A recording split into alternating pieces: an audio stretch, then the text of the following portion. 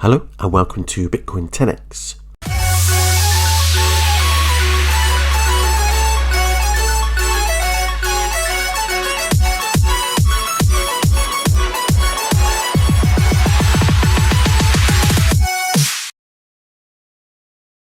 So as you guys know, I did a how to NFT part 1 in my last video, and in there I gave an intro into what NFTs were about and how to make money in the bear market, or just even learn a new skill as a secondary income for the crypto space. Now, I did mention in the last video that the video was not sponsored, but I meant that it wasn't sponsored by Skillshare. There may be a need that we move away from Skillshare to actually complete the NFT project. At the moment, there are a few basic skills on Skillshare that I think are relevant, but I'm going to go through Skillshare today and see whether it can actually take me through to create, say, 200 NFTs in one go. So that was my first session on Skillshare. I'm going to move over to there now just to have a quick look. So it's the same search result. I'm going to go back into Quamba Razza's sessions. Now in here I did notice that he does a welcome and what his NFTs, which helped me kind of do the first video. He then goes into how to set up MetaMask, which I've also done on my channel, so I'm not going to go into that today.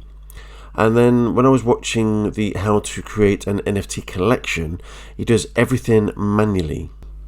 So as I'm going through this video, I can see that Quamba is going through the very basic steps of NFT creation, where you can essentially go into OpenSea and create one image, give it a title and then a few properties, which is character male, religion Hindu, and then character male. Yeah, so and he's going through giving it different properties, which is, you know, he's 34 years old, he's male, Muslim, and his speciality is tea drinking. So he's inputting all these individually. Now what I want to do is actually create a collection that is sort of 200 NFTs. So doing it this way is going to be very time consuming and very slow. So I'm going to decide to go to another creator and see if I can pick this up. Let's have a look at this guy. Essential Trainer. So introduction. What is an NFT? Thank you. How to protect your NFT. What should you do? Getting images, modifying. No, he wasn't quite right either. Quamba's there again. Create, buy and sell your digital art. Let me try this. Okay, so now we're going to edit some images that we're going to turn into NFTs.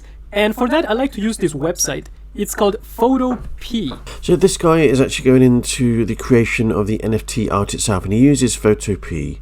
I do something similar. I use Pixlr, which I'll go into later, and you can see one of the layers is the eyes here. So I will show you. So as you can see, I have already started creating some layers, but I'm going to show you how to create those layers in a later video. Again, I basically know what I'm doing, but the purpose of these videos is to show you step by step by using something like Skillshare. So that's kind of the aim of this, is to show you how easy it is to find a video, find a place like Skillshare or Udemy, and actually pick this up without any knowledge at all. And hopefully these videos can help you. I have already started watching this guy. So here, so welcome to the course, smart contracts, digital tokens, and creating your smart contract. So I already know that you need a smart contract. So let me go and review this guy. I will come back and share my experience. So when scrolling through, I managed to pick up this guy. It was programming made easy. It's actually probably going to be easier to go into one of the videos and let him talk about smart contract. I'm aware that it is necessary to have a smart contract when launching a large collection. Now most projects out there will probably do 10,000 NFTs, that's the standard. I only want to create 200 just to show you how possible this is in this NFT series. So let's just have a look at his smart contracts video. And at this point you might wonder, what is the exact connection in between smart contracts and launching your own NFT collection? And what you need to firstly understand is that you are going to have a grip on some theoretical knowledge before you will be able to launch your NFT collection, as some coding is involved and the use of some new concepts to you will be needed. So with that before word being said, we can go ahead and define a smart contract. And you can think of a smart contract as a self-executing digital contract, and it is stored on the decentralized blockchain network. What this smart contract contains is an agreement between the buyer and the seller that is made up of lines of code. Their purpose of these smart contracts is to automate the execution of this agreement that is made in those lines of code.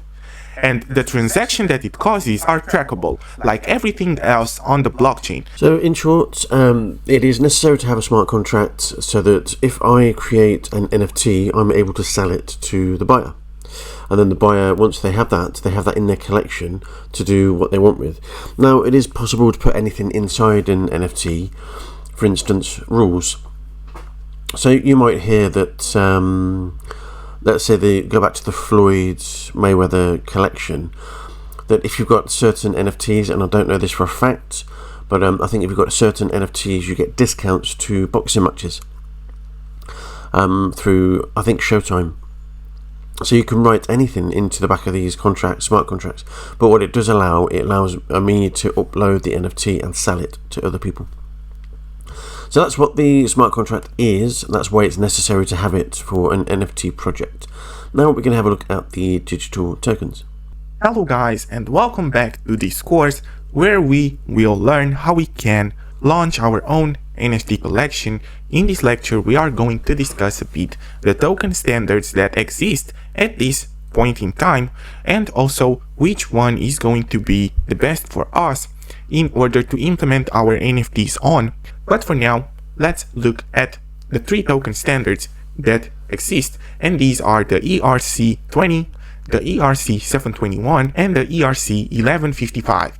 And you can think of these in broad terms as to the ERC20 being used for normal fungible tokens, fungible means tradable, then the ERC721 that are used for NFTs, which are non-fungible, so non-tradable in between them. As we already know, NFTs have different rarities and are unique, so they cannot be traded for one another, as that couldn't be done without losing value out of one of them.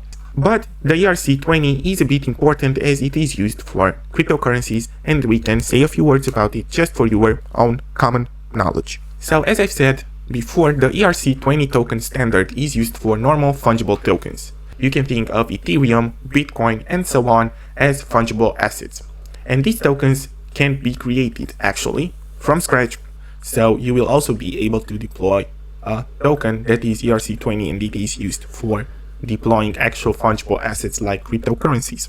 But that would be enough for the ERC20 token standard, and we are going to move on to the ERC721, which is the most important and relevant for this course, as it is used for NFTs and their deployment, as we will see when we get to that step in our course. So this standard is used for non-fungible tokens like NFTs. These tokens are non-fungible because they are unique. They differ in properties. First of all, some of them have more traits, and this may cause a differ in value because they will cost more than others that have more common properties. You can think here of a specific NFT from a bigger collection that is unique and has its own value and properties. So, for example, there are multiple NFT collections out there that have a rainbow eyesight. So, from the eyes of the character, it goes straight forward a rainbow, and that is considered a very rare trait. So if your NFT has that trait, it will automatically pump up its value, which is pretty self-explanatory, and it is fair in my opinion. So I'm just going to take over from that point. It doesn't necessarily have to be a rainbow that comes from the mouth or the face or the eyes that makes it rare. So let me just go to Cyber Kongs. You always want to make sure that the project is legitimate because of the blue tick. And then these have 5,000 items. I'm going to post them in the oldest first. And the reason why I'm doing this is because the first 1,000 of these Cyber Kongs were actually classed as passive income. So for every one that is hash 001 to hash 1000, if you own one of these, then I think you earn 10 banana tokens. So the token would sit on the ERC20 contract, and the NFT would sit on the E721 contract. And the reason for that is that everything connects to your wallet. The contract itself can see that you own one of these NFTs, and then by that ownership, so by you having that NFT in your wallet, you are entitled to free banana tokens on a daily basis. Now, if we go to their website and look at the banana token, the total supply is 556,000. That doesn't sound a lot. So for every Genesis Kong yields 10 banana a day, a day's hard work paid with the most delicious treats. Then if we go to CoinMarketCap, so I'm on the banana contract, you can see that there has been volatility in the token, but if you was to own 10 of these right now, that's $170 a day. Now at the peak of this market, there it was $64. I don't think that was the peak. And here it was $122. I guess that's over $1,000 a day in rewards. I do have every faith that this will go back up, but this is the power of the NFT market. If you build something rare into the contract, and then you will make these NFTs very valuable. These are selling for between 5 and 6 ETH. So that was the best offer. That's not actually the price it sold for. So the person selling this actually wants 100 ETH, which is incredible. This is 726 best offer. So if we do buy it now, but it's in oldest, so long as it's low, look at that, buy it now, the cheapest one is 177 ETH. Incredible. Now if we go to the Floki Inu, which is one of my favourite NFT projects, so I know that this is legitimate. It's got the banner, it's got the 1300 NFTs, and again these traits are all built into the contract. So you've got hidden attribute Y, Z and longship. Longship is attribute X, so you've got X, Y, Z. And as these are built into the NFTs, they have some benefits in the game. Now Floki Inu is releasing a game. The longship is that you repair your longship so that you can travel between islands. The Y attribute is a shop that's on the island where you get discounts, and the Z attribute has not yet been released. But the valuation of these are 0.39, 0.37 ETH. So you can buy these for less than $1,000. They were minted at about $100 each, so they've already pretty much 10x'd. And that was this is at the base price.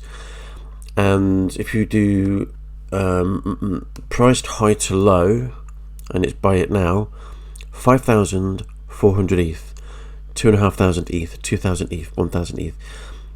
Eventually these will sell at these prices. So that's one of the reasons why I'm doing this series. It's just so that you can see why people are creating these projects. So what have we learned so far? In my part 1 video, it's basically a talk about, how can we actually get on the internet and learn how to create an NFT project. It is as easy as going on to OpenSea and creating one at a time, but for the purpose of this video, I want to create 200 in one go. And then if I do the right properties in the background, it's just to show you how these rules are built into the smart contract. So that's what I'll do now. We know now that the projects are valuable if we build them correctly. In this video, you've learned why we have to use smart contracts and the potential need for a digital token. And then we'll go on to creating the smart contract in the next video and installing prerequisites, and we'll take it from there.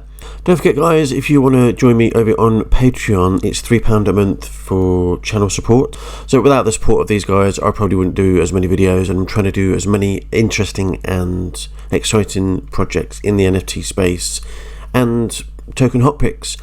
As soon as you start paying the £3 a month, you're entitled to see what hot picks I choose on a monthly basis, and the hot picks are due out in 3 days time.